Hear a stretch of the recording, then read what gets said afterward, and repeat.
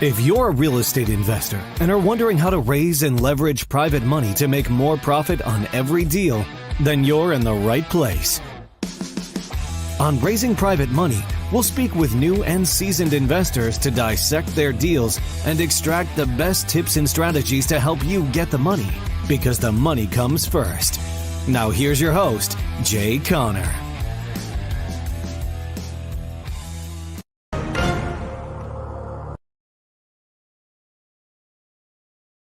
Hi, everyone, and welcome back to another episode of Bulletproof Selling. My name is Shawn Rhodes. I'm the Chief Sales Sergeant here at Bulletproof Selling and author of the book Bulletproof Selling, a guide for systemizing sales on the battlefield of business. Here at Bulletproof Selling, our mission and our mantra has been since day one that hope is not a sales strategy. And whether you are selling a product, a service, an idea, or an initiative, chances are hope is entering the picture a little more than you'd want it to. It didn't work for the folks that I was able to travel and fight alongside on battlefields around the world. Didn't work for the Marines, the Navy SEALs, the Green Berets. Didn't work for the Air Force pararescue people out there. It's not probably going to work for you. So if you're in business, if you're in sales, you're responsible for two things, really. It's not just selling. That's responsibility number one. You're also responsible for serving.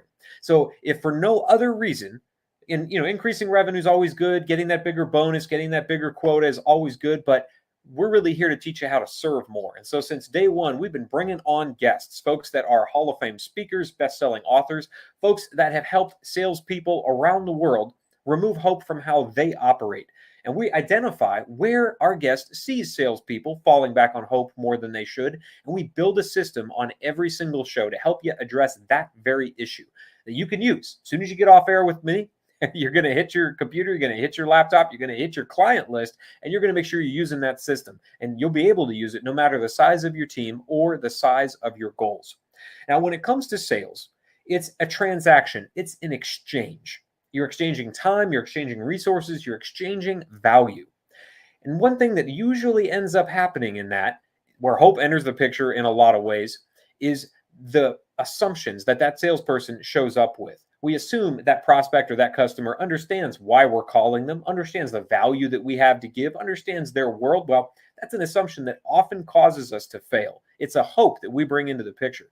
So our guest today is going to help us unpack that, help us deconstruct it. And this gentleman understands the power of what it takes to produce value and raise it for other people. He has helped thousands of folks raise money for their business endeavors, and he's personally raised over $8.5 million himself. So without further ado, to help us unpack this issue, it's my pleasure to welcome to the show, Jay Conner. Welcome, sir, to Bulletproof Selling.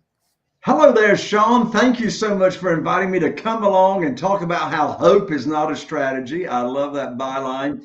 And I love it when you came here on the introduction where you talked about, we're here to talk about serving people and not leading with this sales thing in your head. That's what it all comes down to, is leading with a servant's heart. I can't wait to dive in with you. Oh, it's going to be some fun, man. So I want to know your background briefly. $8.5 million you personally raised, but it's probably to the tune of hundreds of millions for all the people that you've been able to help along your career path. What do you do and who do you do it for? Yes, well, thank you, Shawn. Well, my wife, Carol Joy, and I live here in Eastern North Carolina, and I was raised in the mobile home business. Trailers, wobbly boxes is what they used to call it. But anyway, that's the business I was raised in with my father. He's 91 and a half years old. He'll make sure you know about the 91 and a half. Wallace Conner, he had the largest retailing company of mobile homes in the nation at one time. And he's right now in the middle of a 350 home development that he's building out right now. So when I grow up, I want to be like my dad, Wallace Conner. Anyway, after we got out of the mobile home business, I knew if I ever got out of that, I wanted to get into single family houses. So in 2003, Carol Joy and I started up our real estate investing business, focusing on single family houses. Now, we've done other real estate. We've built a shopping center from the ground up. We've done townhomes. We've done condominiums. But our focus has been single family houses. Well, Shawn, the very first 6 years that we were in the business here in our small market, I relied on local banks to fund our deals. That's all I knew to do, is go to the bank, get on my hands and knees, put my hands underneath my chin and say, please fund my deal, and raise my skirts so they can look at my personal assets and everything about myself. And then he just say yay or nay or whatever. Well, that worked fine for 6 years of funding our real estate deals. But then January 2009, along with the rest of the world in the financial debacle, I lost my lines of credit at the bank. Well, God's way of delivering what I wanted was, I love the definition of coincidence, God's way of staying anonymous. I learned within a week of losing my lines of credit at the bank, I learned about private money, private lending, how individuals can actually loan money out from their investment capital and or their retirement funds and fund real estate and investors' deals. So since February 2009, I have been working with private lenders, individuals, to fund our deals. And then in 2011, I started working with other real estate investors on how for them to raise money. I love your show. Hope is not a strategy. But here's what's interesting.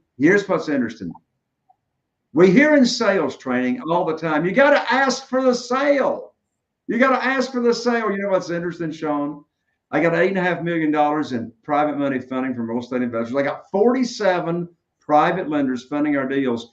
Not one of them had ever heard of private money or private lending or how they could use their retirement funds until I did something. I put on my private money teacher hat and I started teaching these people what private money is and how they can earn high rates of return safely and securely. I just said a second ago, all of us here in sales training, you got to ask for the sale. You know what's funny, Shawn? Not one time have I ever asked anybody for money. And so I get the question all the time, well, Jay, how do you have $8.5 million and you never ask them for money? In addition to that, I've never pitched a deal. And they say, Jay, how do you get people to fund your deals and you never ask them to fund your deal? It's real simple. We lead with education. And when you're serving them and showing people how you can make their lives so much better, guess what?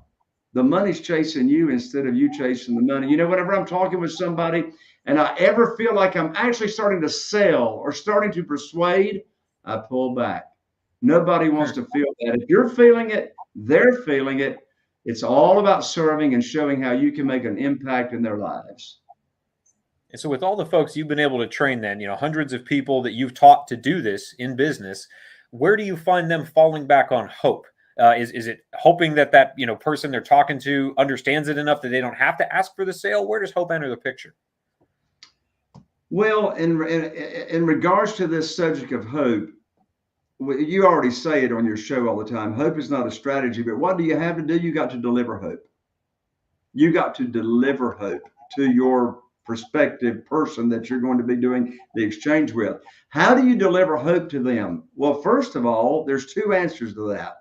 You can't deliver hope and a solution to somebody else.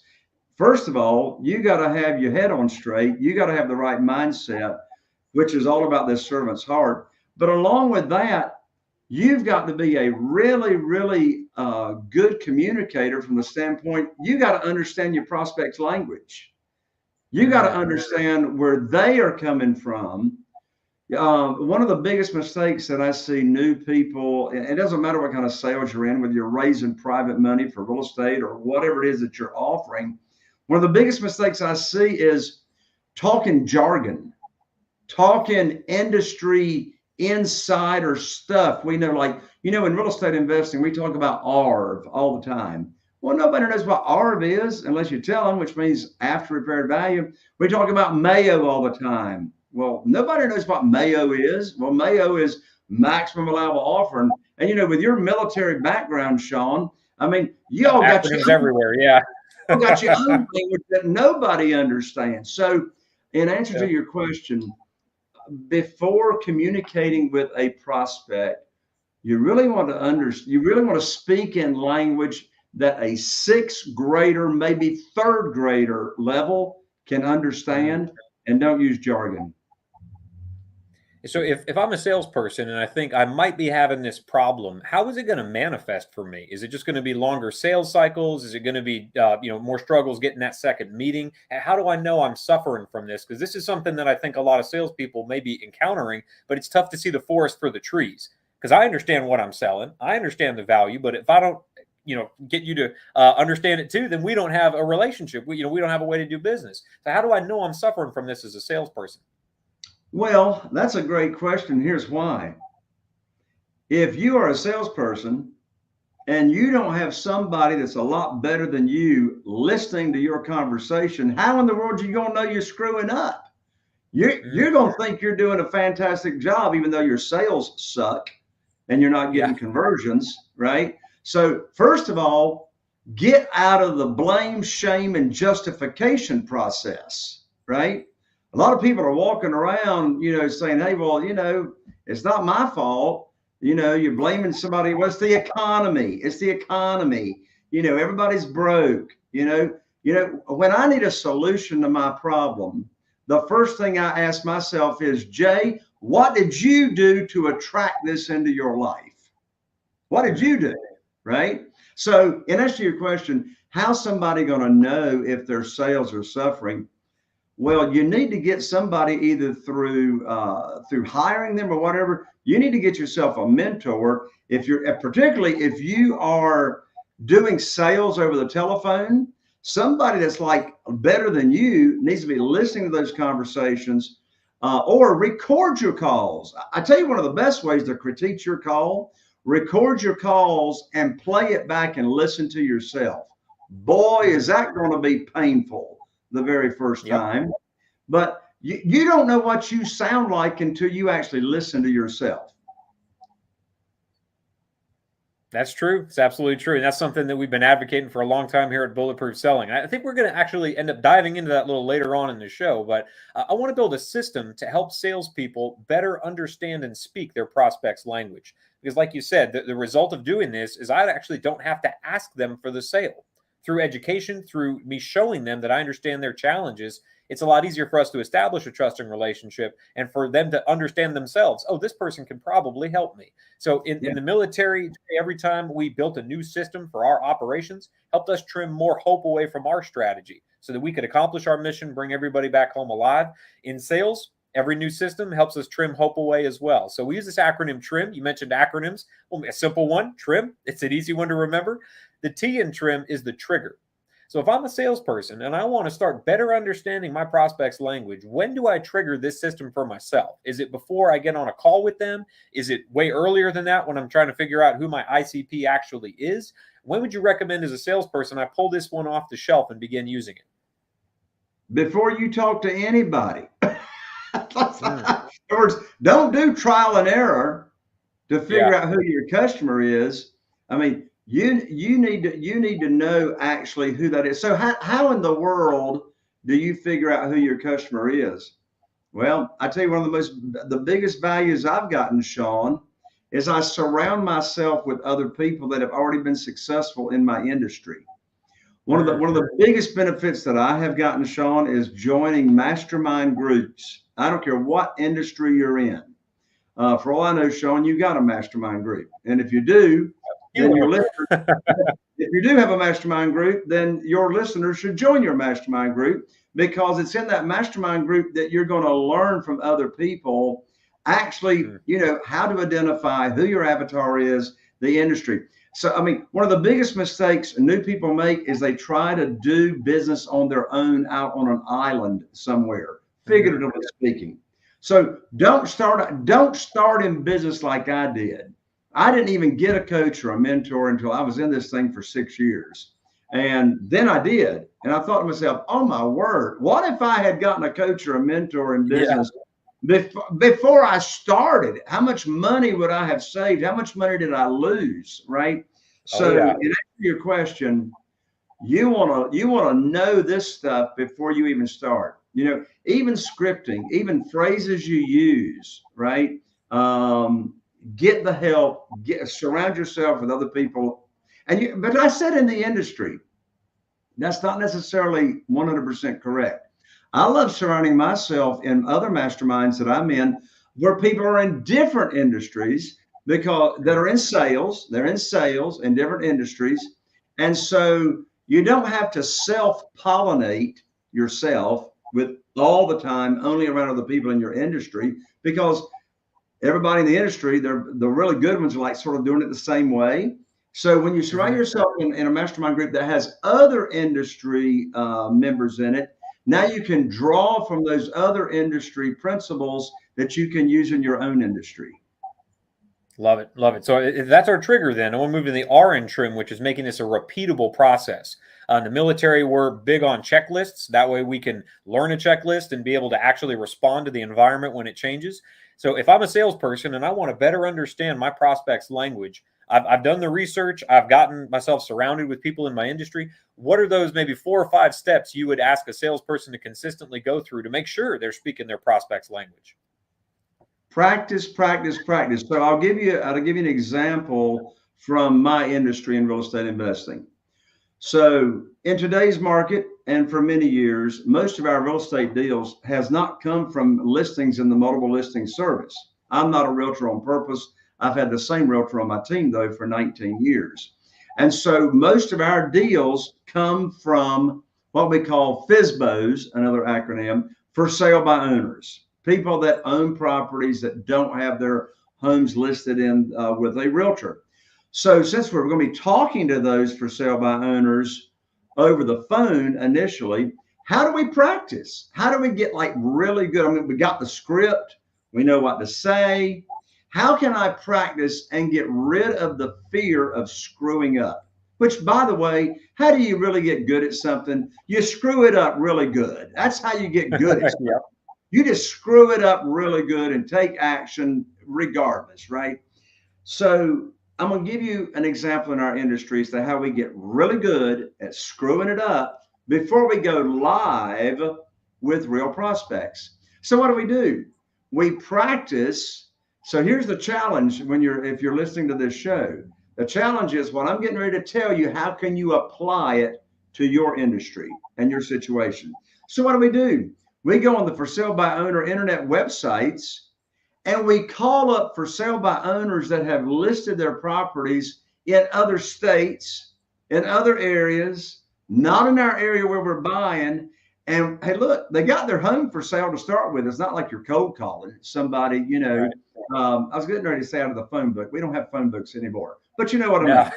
So you're calling them up, and now you're practicing your script with a seller of a house that you're not going to buy. But now you're practicing. So I tell new real estate investors in my industry, you want to make at least 50 of those calls. And no, I don't mean 50 calls and 75% of them didn't answer. I'm talking 50 conversations with actual live people that have got their house for sale. And you talk to them and you get the information and you build rapport and you get comfortable and you ask trial closing questions. And you practice clarifying questions and all that kind of stuff that Bulletproof Selling teaches you. And then after you've had those 50 conversations, now you start calling your local market. Okay, so have my 50 conversations that are I don't want to call them throwaways because you are learning really valuable things on those conversations.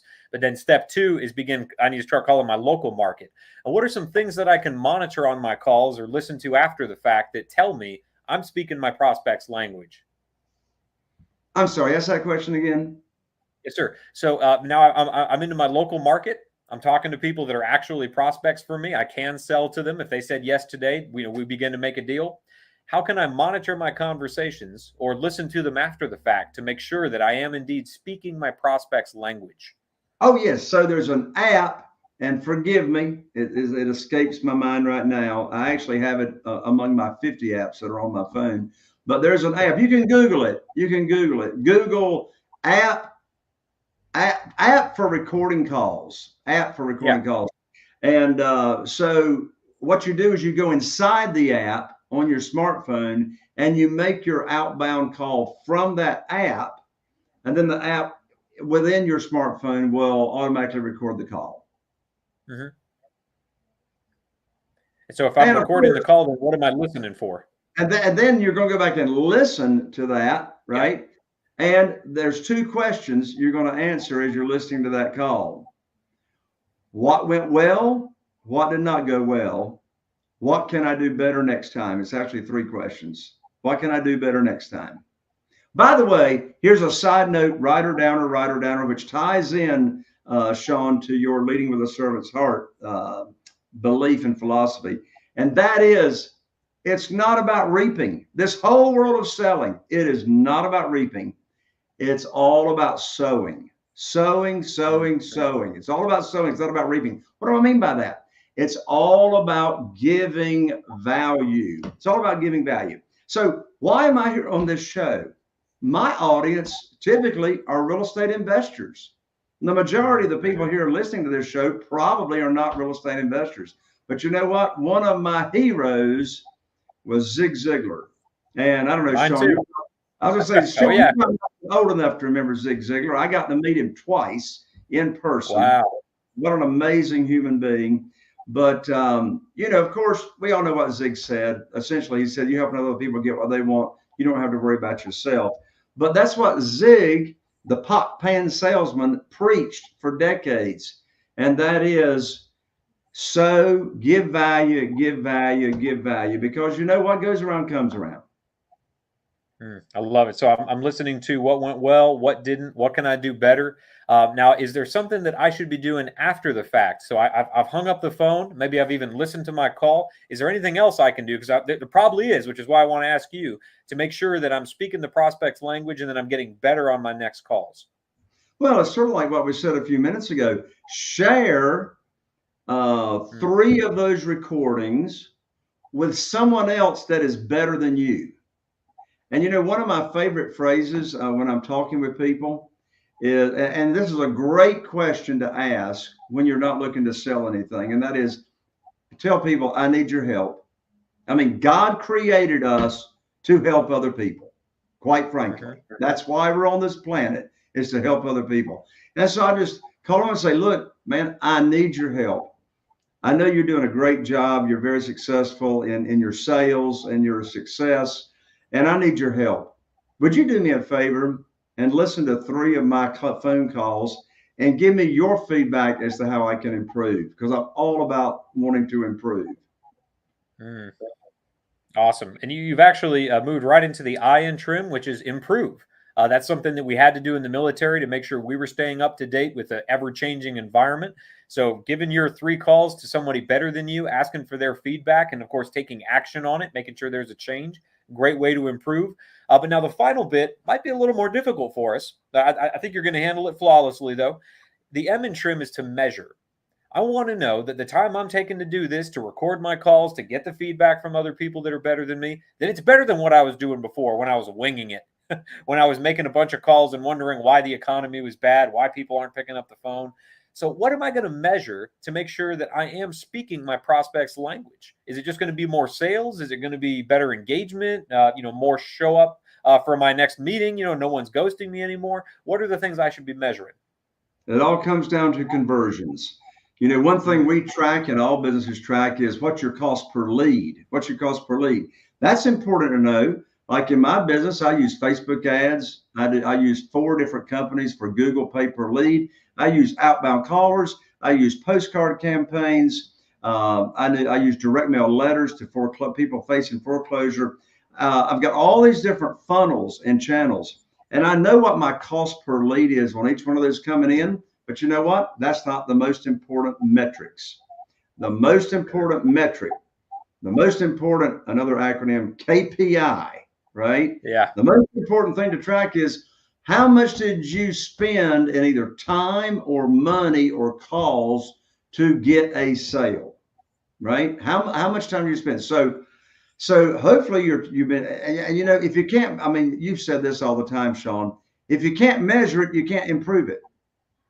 If you can't measure it, you can't improve it. So how are you going to measure your improvement? Well, here's one way you can do it that I recommend.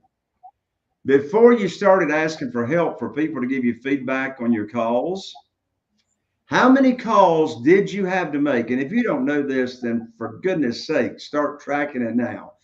How many calls, how many people did you have to talk to, and how many times did you have to talk to them before it converted into a sale? Now you got that step. Now you're getting feedback from someone else that's better than you. Now, the next 10 people that you talk to, are your conversions any better? Or are they converting quicker versus, how many times you had to talk to them before? So what was the before conversions? What was the after conversions after you got the feedback and the advice? That's awesome. That's a great way to measure not just gross sales, but how much better am I doing in the leading indicators now that I'm implementing the advice of people that are better than me. So, Jay, that's an end-to-end system to make sure that we're speaking the prospect's language, serving more, selling more, and, of course, building better relationships along the way. For anybody out there that's interested in what you do, in making sure that one of the best appreciating assets in the world is part of your portfolio, how do people get in touch with you? Is there a website they can go to learn more about what you're doing? Absolutely, Shawn. In fact, I just have started doing, and this is brand new, I've just started doing 7-day private money challenges, 7-day private money challenges. And it's like, I'm engaging right there. It's only 15 to 20 minutes per day of each video, training that I'm doing. So if anybody listening here to the show, if you want to come into my world and see how we're getting a bunch of money raised without ever asking anybody for money, then come join me at www.privatemoneychallenge.com. Privatemoneychallenge.com. I promise you, we're going to have a lot of fun. Well, I've had a lot of fun with you on this show, sir, already. So I can promise that anything you got going on is going to be educative, informative, and I have no doubt the servant heart is part of your business model as well. For anybody watching us on YouTube right now, make sure you're hitting the subscribe button. For everybody catching the podcast on iTunes, Stitcher, Spotify, anywhere the podcast can be found, leave a review and let other folks know that hope no longer has to be part of their strategy. With the insights of folks like Jay, we can make sure that we're out there selling more and serving more. Jay, thanks for showing up today, giving back to the sales community. Let's go out there and make selling bulletproof. Thank you, Shawn. God bless you. Are you feeling inspired by the knowledge you gained in this episode? Then head over to jconner.com/moneyguide. That's jconner.com/moneyguide and download your free guide that shares 7 reasons why private money will skyrocket your real estate investing business right now. Again, that's jconner.com/moneyguide to get your free guide. We'll see you next time on Raising Private Money with